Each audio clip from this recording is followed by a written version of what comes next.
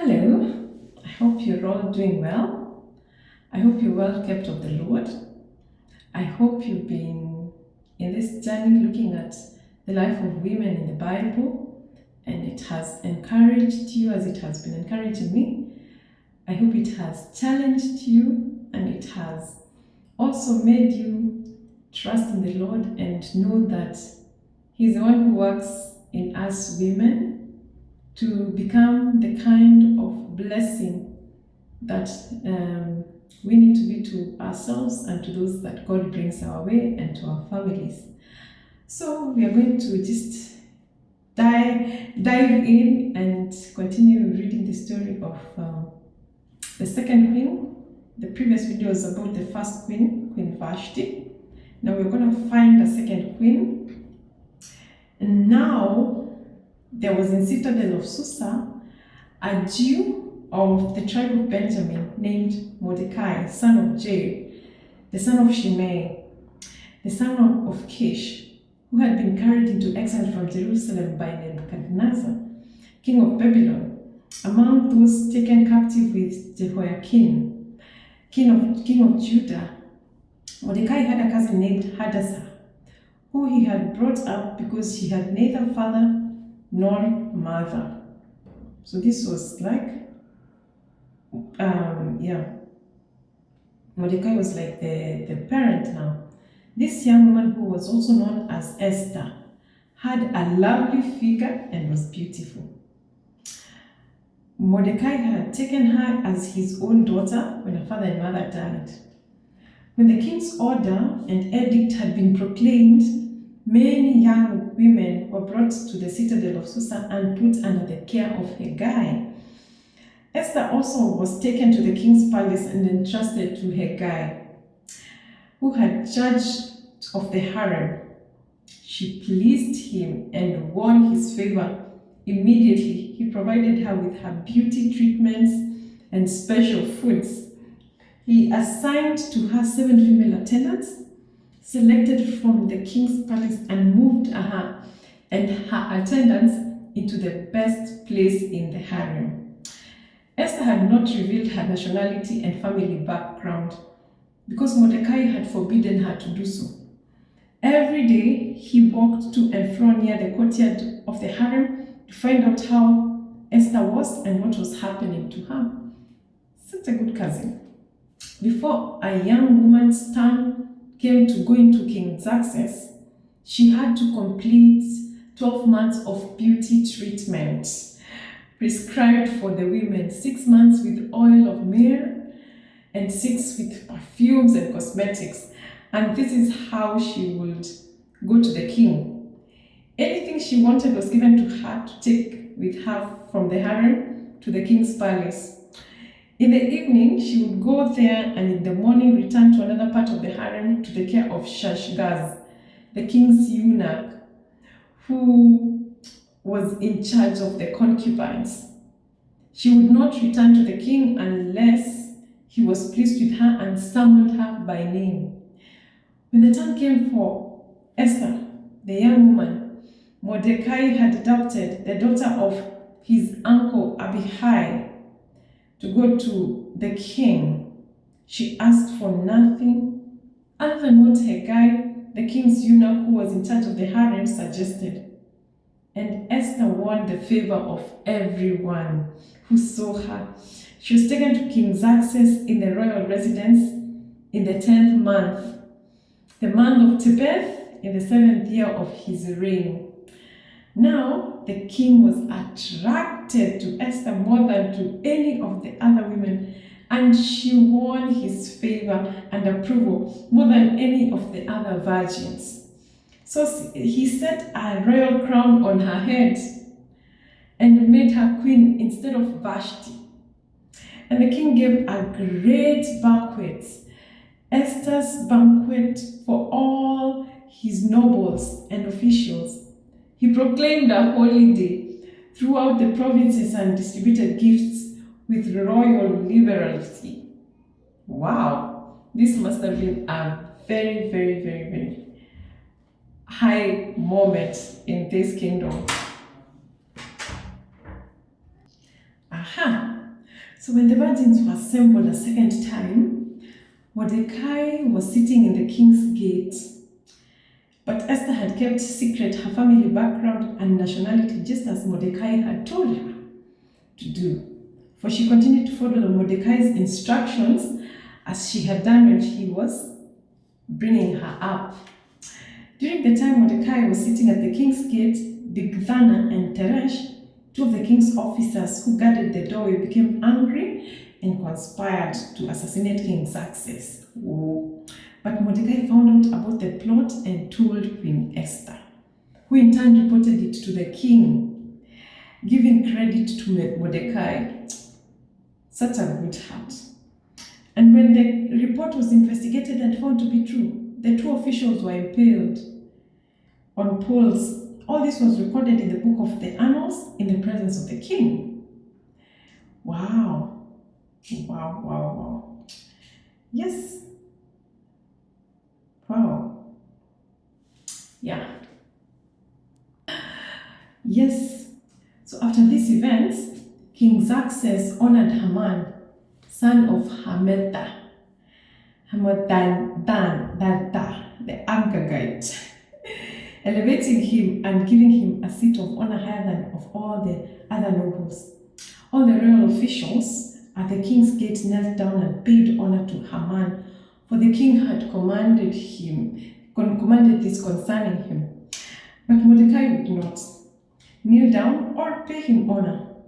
Then the royal officials at the king's gate asked Mordecai, "Why do you disobey the king's command?" Day after day they spoke to him, but he refused to comply.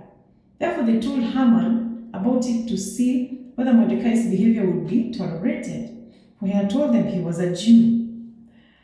When Haman saw that Mordecai would not kneel down or pay him honor, he was enraged. Yet having learned who Mordecai's people were, he scorned the idea of killing only Mordecai. Instead, Haman looked for a way to destroy all Mordecai's people, the Jews throughout the whole kingdom of Xerxes. In the 12th year of King Xerxes, in the first month, the month of Nisan, the Pur, that is the Lot, was cast in the presence of Haman to select a day and month, and the lot fell on the 12th month, the month of Adar. Then Haman said to King Xerxes, "There is a certain people dispersed among the peoples in all the provinces of your kingdom who keep themselves separate. Their customs are different from those of all other people, and they do not obey the king's laws. It is not in the king's best interest to tolerate them. If it pleases the king, let a decree be issued to destroy them, and I will give 10,000 talents of silver to the king's administration for the royal treasury." So the king took his signet ring from his finger and gave it to Haman, son of Hammedatha, the Agagite, the enemy of the Jews.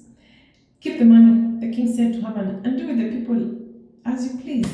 Then on the 13th day of the first month of the royal secretaries were summoned. They wrote out in the script of each province and in the language of each people all Haman's orders. To the king's satraps, the governors of the various provinces, and the nobles of the various people. These were written in the name of King Xerxes himself and sealed with his own ring. Dispatches were sent by countries to all the king's provinces with the order to destroy, kill, and annihilate all the Jews, young and old, women and children, on a single day, the 13th day of the 12th month, the month of Adar, to plunder their goods. A copy of the text of the edict was to be issued as law in every province and made known to the people of every nationality, so that they would be ready for that day. The couriers went out, spurred on by the king's command, and the edict was issued in the citadel of Susa. The king and Haman sat down to drink, but the city of Susa was bewildered. When Mordecai learned of all that had been done, he tore his clothes, put on sackcloth and ashes, and went out into the city, wailing loudly and bitterly. But he went only as far as the king's gate, because no one clothed in sackcloth was allowed to come into the king's was not allowed to enter it. In every province to which the edict and order of the king came, there was a great mourning among the Jews with fasting, weeping, and wailing. Many lay in sackcloth and ashes. When Esther's eunuchs and female attendants came and told her about Mordecai, she was in great distress. She sent clothes to him to put on instead of his sackcloth, but he would not accept them. Then Esther summoned Hathach, one of the king's eunuchs assigned to attend her, and ordered him to find out what was troubling Mordecai and why. So Hathach went out to Mordecai in the open square of the city in front of the king's gate. Mordecai told him everything that had happened to him, including the exact amount of money that Haman had promised to pay into the royal treasury for the destruction of the Jews. He also gave him a copy of the text of the edict for the annihilation which had been published in Susa to show to Esther and explain it to her. And he told him to instruct her to go into the king's presence to beg for mercy and plead with him for her people. Hathach went back and reported to Esther what Mordecai had said. Then she instructed him to say to Mordecai, all the king's officials and the people of the king's and all the people of the royal provinces know that for any man or woman who approaches the king in the inner court without being summoned, the king has but one law, that they be put to death unless the king extends the gold scepter to them and spares their lives. But 30 days have passed since I was called to go to the king. When Esther's words were reported to Mordecai, he sent back this answer: do not think that because you are in the king's house, you alone of all the Jews will escape. For if you remain silent at this time, relief and deliverance for the Jews will arise from another place, but you and your father's family will perish. And who knows but that you have come to your royal position for such a time as this? Then Esther sent this reply to Mordecai: go, gather together all the Jews who are in Susa and fast for me. Do not eat or drink for 3 days, night or day. I and my attendants will fast as you do. When this is done, I will go to the king, even though it is against the law. And if I perish, I perish. So Mordecai went away and carried out all Esther's instructions. Interesting. Mordecai has taught Esther in such a beautiful way to obey. Now Esther is telling Mordecai what to do, and both of them are submitted to one another. It doesn't make Esther less than Mordecai or Mordecai less than Esther. This is a good thing to think about submission. It is when we learn to respect each other and to, consider the other person, and to also know that their intentions are good for us. So we submit to them as they submit to us. It's a good thing about submission, women. Submission is not being trampled upon and being made a doormat. No. Submission is choosing to be under someone. And this is a good thing. Esther was raised by Mordecai, a cousin. Esther obeyed Mordecai and learned all the values from Mordecai. Now Mordecai is doing the same to Esther. Mordecai is now submitted to Esther, following what Esther has told her, and they are in prayer. So it's also good to pray for each other so that you don't submit people to you for your glory. It should be helping people submit to you for God's glory. That way we don't try to bring people around us to worship us and to do the things we like. Anyway, on that day, Esther put on her royal robes and stood in the inner courts of the palace in front of the king's hall. The king was sitting on his royal throne in the hall facing the entrance. When he saw Queen Esther standing in the courts, he was pleased with her and held out to her the gold scepter that was in his hand. So Esther approached and touched the tip of the scepter. What? It's a few verses, but for someone who has been so close near death and knows either way they're gonna die, this is such a salvation moment for Esther. It is coming to a place where she knows, if I come to the king, I'm gonna die. And they take time to pray and fast, and God gives the king favor over Esther. And Esther finds favor from the king, and it's amazing. It's like she comes and she just goes, trusting God. And the king just stretches the golden scepter, and just I can imagine what was happening in Esther's heart was she's just, bowing down and holding the golden scepter. Then the king asked, "What is it? Queen Esther, what is your request? Even up to half the kingdom, it will be given to you, if it pleases the king," replied Esther. "Let the king together with Haman come today to a banquet I have prepared for him. Bring Haman at once," the king said, "so that we may do what Esther asks." Look at this again. Submission. This is the king who has the ability to kill. But because of the prayers Esther and the people of the Jewish community have made at this point, the king's heart has softened so much towards Esther. He's even now following commands. Esther is like, please. Esther is also issuing commands with love and respect and acknowledging where she is. And the king is like, quick, let's follow what Queen Esther wants us to do. And it's like, Queen Esther's word is now final. Let's do what she wants us to do. "If it pleases the king," replied Esther, "let the king together with Haman come today to a banquet I have prepared for him." "Bring Haman at once," the king said, "so that we may do what Esther asks." So the king and Haman went to the banquet Esther had prepared. As they were drinking wine, the king again asked Esther, "Now, what is your petition? It will be given to you. And what is your request? Even up to half the kingdom, it will be granted." I pray that every lady listening to this will find favor in the places they are, for God's glory, in God's time. Because again, of course, our desire is that everything we want will be given now, but God's timing is the best.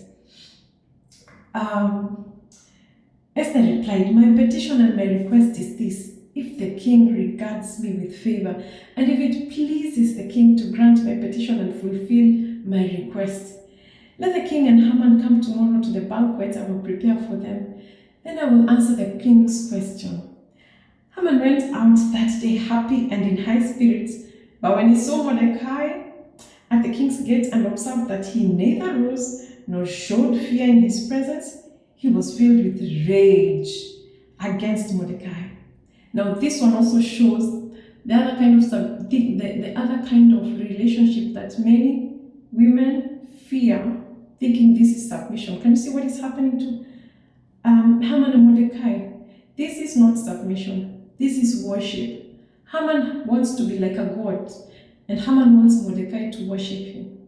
That is not submission. This is worship. This is what we should not be doing to each other. We should not.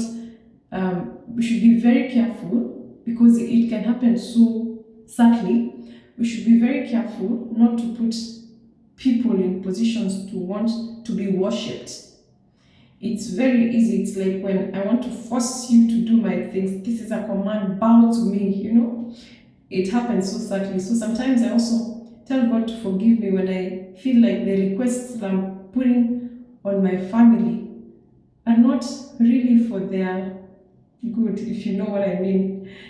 It's things that I want them to be done, and yes, do them, because just do them, like there are times when it feels like, so who are we trying to please here? To please you so that you can feel good. It's not good for me, it's not good for the children, it doesn't help me to get anyone close to God. It just makes me puts people in a position where they will hate authority, because this is like a command to worship. Our natural being is conditioned to worship God.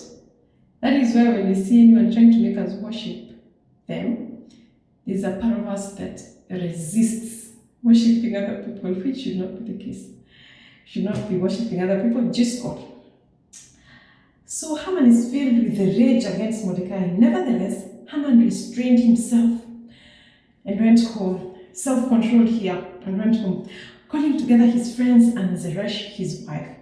Haman boasted to them about the vast wealth, his many sons, and all the ways the king had honored him, and how he had elevated him among the other nobles and officials, And that's not all, Haman added. I'm the only person Queen Esther invited to accompany the king to the banquet she gave, and she has invited me along with the king tomorrow. But all this gives me no satisfaction as long as I see the Jew Mordecai sitting at the king's gate. His wife, Zeresh, women, watch this, and all his friends say to him, have a pole set up, reaching to height of 50 cubits, and ask the king in the morning to have Mordecai impaled on it. Then go with the king to the banquet and enjoy yourselves. Enjoy yourself. This suggestion delighted Haman, and he had the pole set up. Can you see this woman? This woman is called Zeresh. She just appears in the story of Queen Esther. And this is Haman's wife. And what kind of advice is she giving her husband? To kill someone. What kind of attitude is her husband having? A desire to just be worshipped and just boast about the things he has. He's bringing people actually to... That's why we need God. God fulfills that part of us that feels we need to bring people to worship us. We need to tell people about ourselves so that we feel good. That is something that can be addressed when we let God be at the center of our hearts.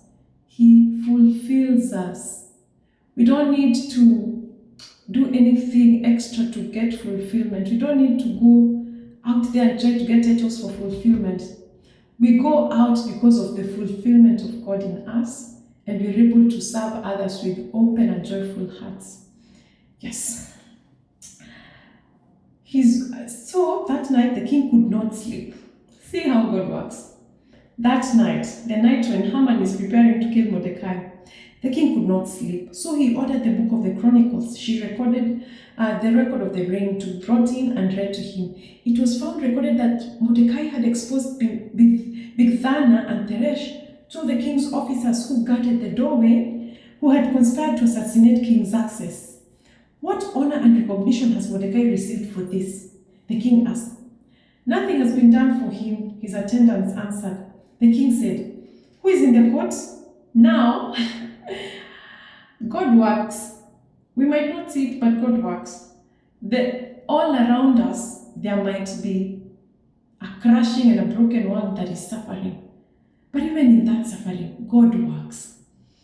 It doesn't look, it doesn't feel, it doesn't seem, but God works in ways we can't see, we can't feel, we can't try to search out to know, but God works. God help me to trust you. May God help you to trust him. So the king said, who is in the court? Now Haman had just entered the outer court of the palace to speak to the king about impaling Mordecai on the pole he had set up for him. His attendants answered, Haman is standing in the court. Bring him in, the king ordered. When Haman entered, the king asked him, what should be done for the man the king delights to honor?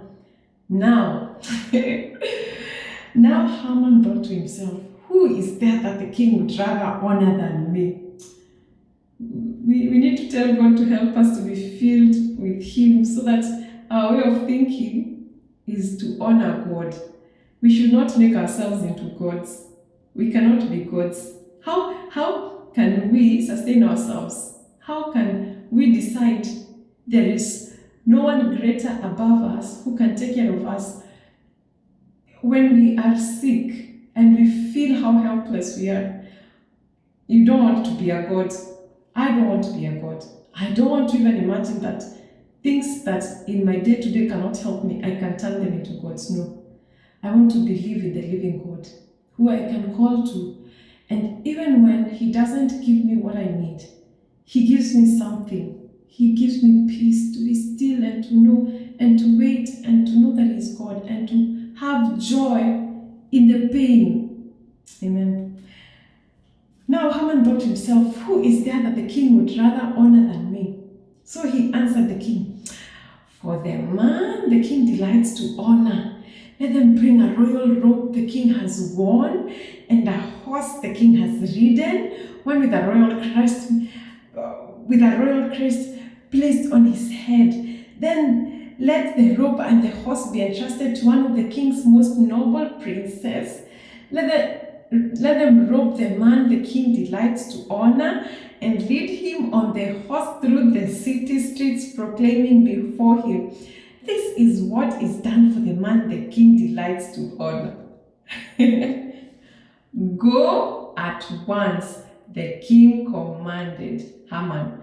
Get the robe and the horse and do just as you have suggested for Mordecai the Jew who sits at the king's gate. Do not neglect anything you have recommended. So Haman got the robe and the horse. He robed Mordecai. I can imagine his face. He robed Mordecai. So Haman got the robe and the horse. He robed Mordecai and led him on horseback through the city streets, proclaiming before him, this is what is done for the man the king delights to honor. I'm sure he was not allowed to sulk. It was a command. I'm sure he was allowed to do it with delight. Force yourself to smile. Afterwards, Mordecai returned to the king's gate. But Haman rushed home with his head covered in grief and told Zeresh, his wife, and all his friends everything that had happened to him. It's not supposed to be, it's just interesting. I wanted to say it's not supposed to be funny, but as I read it, it's funny. But when we are going through a situation, it's not funny. Haman rushed home with his head covered in grief and told Zeresh, his wife, and all his friends everything that had happened to him. His advisors and his wife Zeresh said to him, since Mordecai, before whom your downfall has started, is of Jewish origin, you cannot stand against him. You will surely come to ruin. These same people who told him yesterday to kill the guy have now told him, you're done. Dear friends, dear ladies, some people can really encourage us when we are in our proud moments to do the wrong thing. And then, when we have started going down, they come again and tell us, by the way, you are going down. Again, it's not supposed to be funny. When we are going through those moments, it's never funny. It's either a moment of anger and sadness. That's why I go back to, let our hearts be fulfilled by God. So much that we don't walk in pride, but humility. So that in our moments of pride, God can speak to us and tell us, the route we've taken is not the right one, and we will not listen to the friends or the people that will come our way and propel us to follow our pride, our anger, our sin. Because anyone who is encouraging you and I to sin will be there to celebrate our downfall. Let's continue. When they were still talking with him, the king's eunuchs arrived and hurried Haman away to the banquet Esther had prepared. So the king and Haman went to Queen Esther's banquet, and as they were drinking wine on the second day, the king asked, Queen Esther, what is your petition? It will be given you. What is your request? Even up to half the kingdom, it will be granted. Then Queen Esther answered, if I have found favor with you, your majesty, and if it pleases you, grant me my life. This is my petition, and spare my people. This is my request, for I and my people have been sold to be destroyed, killed, and annihilated. If we had merely been sold as male and female slaves, I would have kept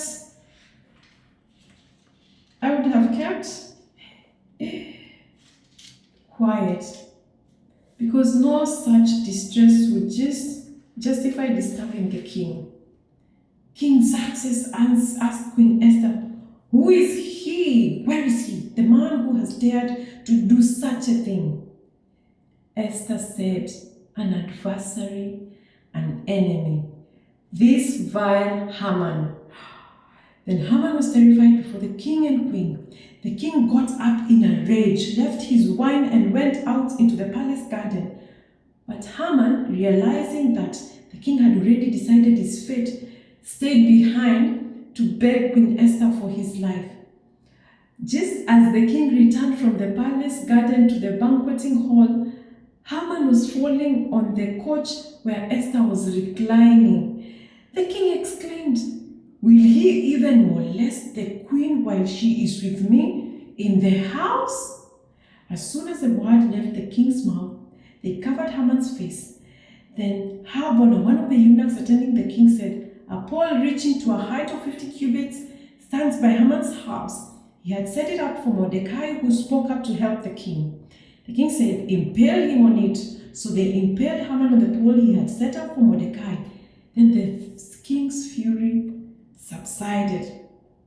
The same day, King Xerxes gave Queen Esther the estate of Haman, the enemy of the Jews, and Mordecai came into the presence of the king, for Esther had told how he was related to her. The king took off his signet ring, which he had reclaimed from Haman, and presented it to Mordecai, and Esther appointed him over Haman's estate. Esther again pleaded with the king, falling at his feet and weeping. She begged him to put an end to the evil plan of Haman the Agagite, which he had devised against the Jews. Then the king extended the gold scepter to Esther, and she arose and stood before him. "If it pleases the king," she said, "and if he regards me with favor and thinks it the right thing to do, and if he is pleased with me, let an order be written overruling the dispatches that Haman, son of Hammedatha the Agagite, devised and wrote to destroy the Jews in all the king's provinces. For how can I bear to see disaster fall on my people? How can I bear to see the destruction of my family?" The king Xerxes replied to Queen Esther and Mordecai the Jew, "Because Haman attacked the Jews, I have given his estate to Esther, and they have impaled him on the pole he set up. Now write another decree in the king's name on behalf of the Jews as seems best to you, and seal it with the king's signet ring. For no document written in the king's name and sealed with his ring can be revoked." At once the royal secretaries were summoned on the 23rd day of the third month, the month of Sivan. They wrote out all Mordecai's orders to the Jews and to the satraps, governors, and nobles of the 127 provinces, stretching from India to Kush.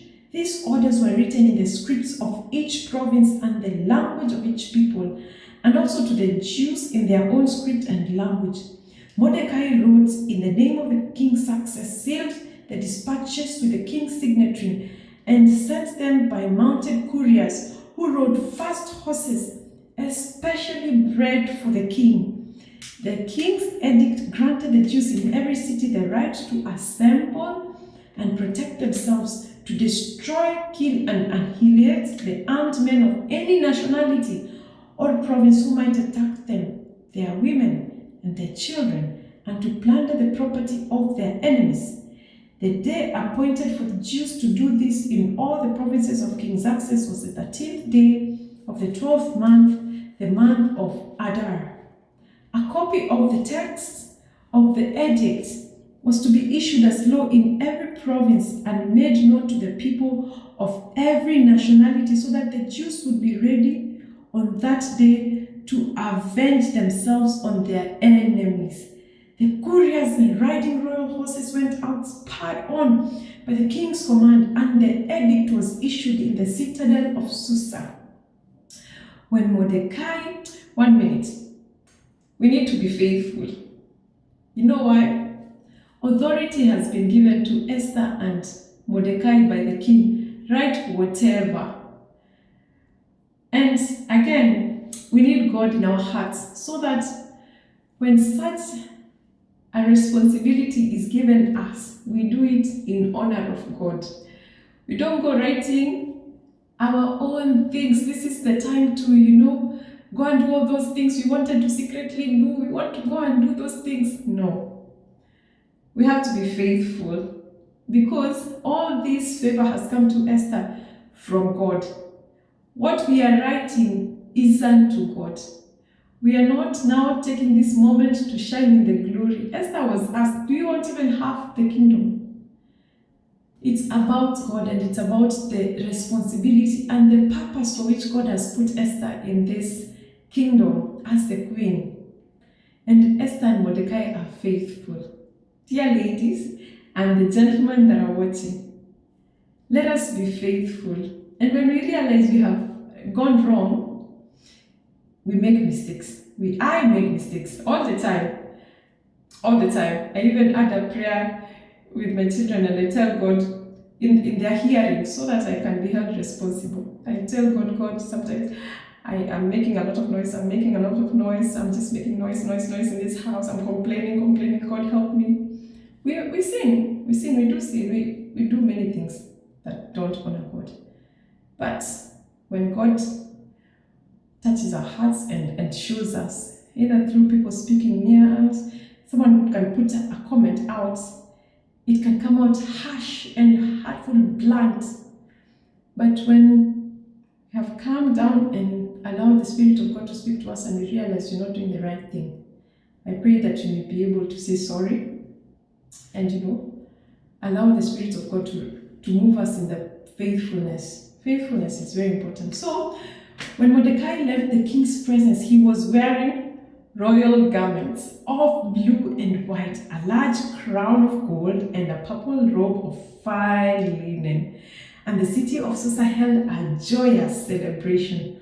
For the Jews, it was a time of happiness and joy, gladness and honor in every province and in every city to which the edict of the king came.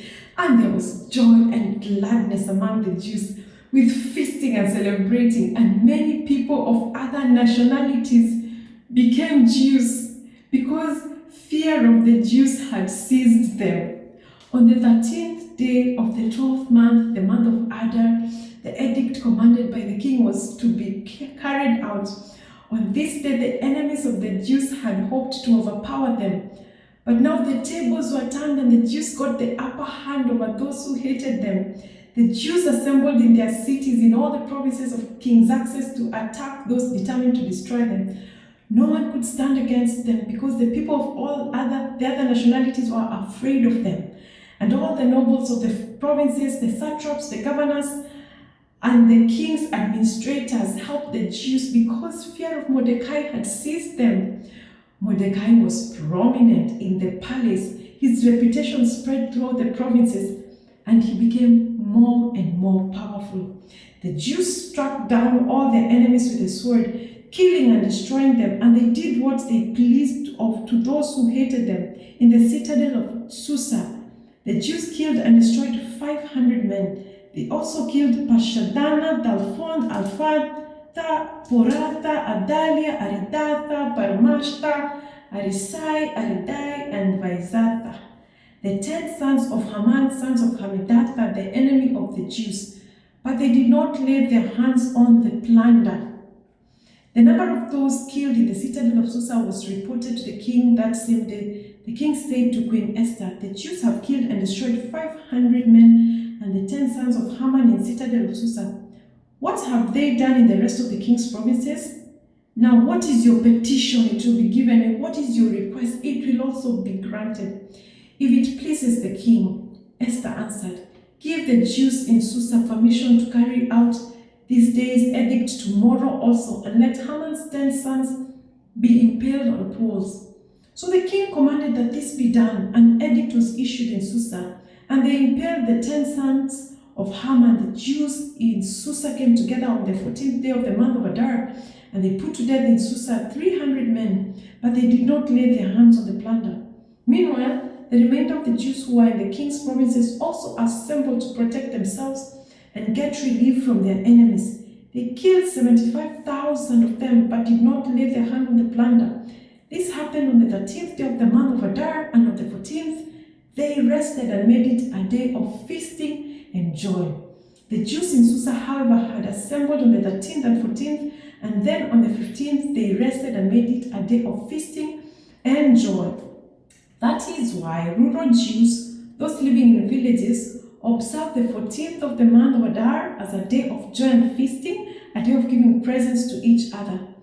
Mordecai recorded these events, and he sent letters to all the Jews throughout the provinces of King Xerxes, near and far, that they should celebrate annually the 14th and 15th days of the month of Adar as the time when the Jews got relief from their enemies, and as the month when their sorrow was turned into joy, and their mourning into a day of celebration. He wrote it to them to observe the days as days of feasting and joy, and giving presents of food to one another and gifts to the poor. You know what this makes me think about? It just makes me think about when we have gone through a season or a period or an experience and it was so painful, however it was, whatever we went through, those around us, and then God comes through and turns around this pain. It will be good to have celebrations. I'm thinking I should just write down and say on this day, it's a time of celebration. It also helps us to have many more things to give God thanks for and to have hearts that are grateful. So the Jews agreed to continue the celebration they had begun, doing what Mordecai had written to them. For Haman, son of Hammedatha the Agagite, the enemy of all the Jews, had plotted against the Jews to destroy them, and had cast the power, that is the Lord, for their ruin and destruction. But when the plot came to the king's attention, he issued written orders that the evil scheme Haman had devised against the Jews should come back onto his own head, and that he and his sons should be impaled on the poles. Therefore these days were called Purim, from the word Pur, because of everything written in this letter, and because of what they had seen and what had happened to them. The Jews took it on themselves to establish the custom that they and their descendants and all who joined them should without fail observe these 2 days every year in the way prescribed and at the time appointed. These days should be remembered and observed in every generation, by every family, and in every province, and in every city. And these days of Purim should never fail to be celebrated by the Jews, nor should the memory of these days die out among the descendants. Remember. So Queen Esther, daughter of Abihail, along with Mordecai the Jew, wrote with full authority to confirm the second letter concerning Purim, and Mordecai sent letters to all the Jews in the 127 provinces of Xerxes' kingdom, words of goodwill and assurance to establish these days of Purim at their designated time, as Mordecai the Jew and Queen Esther had decreed for them, and thus they had established for themselves and their descendants in regard to their times of fasting and lamentation. Esther's decree confirmed these regulations about Purim, and it was written down in the records. Well, it ends there. It ends there. Whew. Yes, wonderful. Wonderful, wonderful, wonderful. That is the story of Queen Esther. I was about to say Queen Esther. That's the story of Queen Esther. May God cause us to be fruitful where He has put us, and cause us to be a solution to the people around us, to nations, to our families, to ourselves. Let me pray. Father Lord, my heart is full of joy. And I'm just saying, God, I just feel the need to just bless the listener, bless myself, by the anointing of the Holy Spirit, to stir us up into faithfulness and to walk in the purpose that You've put us to. And to just go and be obedient where You've called us, to do the things You've told us to do. And to just listen to You one day at a time, and to trust You, O God, especially in this time when this world looks broken. Instead of turning and thinking, oh, why is God not doing anything? Let us allow our hearts to stand in awe of You and to trust you. Help us to be faithful. And let the Spirit of God come upon everyone that will listen to this video and help me to open our hearts to you. In Jesus' name, amen.